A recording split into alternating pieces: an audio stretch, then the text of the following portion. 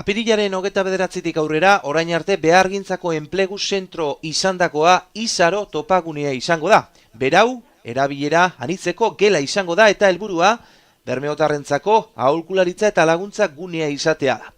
Astelen eta asteazkenetan bertan, Izaro topagunean 11 ordu batetara bitartean, herritarrei lan bilaketa prozesuan aholkularitza saioak eskainiko dira. Astearteetan, ekintzailetza topalekua bilakatuko da Izaro gunea, 10 ordubietara bitartean eta ostegunetan lan bilaketa prozesuari lotutako tailerrak burutuko dira bertan. Nere Mintegi behargintzako zuzendariak eta Nerea Dominguez behargintzako orientazio teknikariak azaldu digute zertan oinarrituko den Izaro topagunea.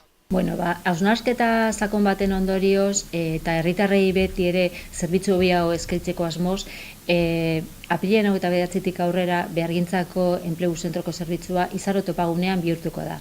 Izaro topagunea izango da erabilera anitzeko gela bat. Hau da, beti ere izango da ibilbide profesionala edo aholkularitza eta laguntzeko herritarrei bere lana bilatzeko asmoz.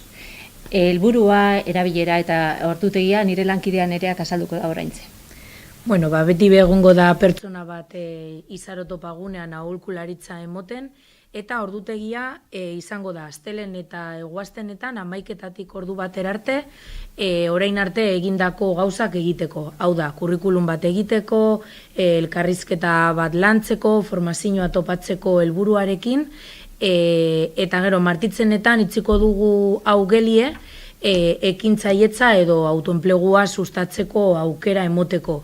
Bai alde batetik, pertsona etorri alda bere ordenagailuarekin, wifiz konektatzen eta informazioa lortzen edo bideragarritasun plan bat sortzen, eta horretarako izango du gela hau.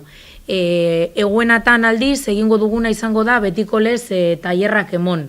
Orain arte egindako tailerren antzekoak izango ditugu, kurrikuluna lantzeko, weban altan emoteko, lanbideko weba zelan funtzionatzen daben azaltzeko, eta hori be, apirilako 29tik aurrera izango da aldaketa hau, eta lehen esan dudan moduan, beti egongo da pertsona bat, zalantzak eta dinamizatzen gela hori. Intentzioa da, bazken finean, garapen ekonomikoan edo inpakto bat edukitzea herrian, hausnarketa horren ostean egindako helburuarekin. Hori da, espero dugu aputzu bet herritarrak hurbiltzea gure Izaro topagunera eta alkarrekin eitzea hori garapen ekonomikoan Nereak esan dauen moduan. Nahi dugu bai aipatu 2018an eduki dugu zen lan eskaintzak. Gogoratzeko hori lan eskaintza informazioa egongo da Izaro topagunean ere bai.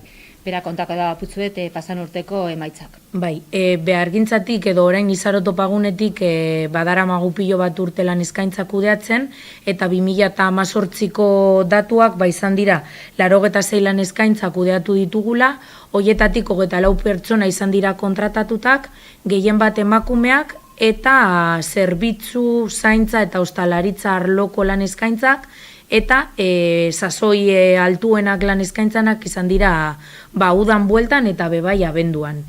Eta informazio guzti hau lan eskaintzana edukiko duzue beti prest hemen, tabloietan, Izaro topagunaren tabloietan, eta Bermeoko udaleko ekimen ataleko web orrian, hori da.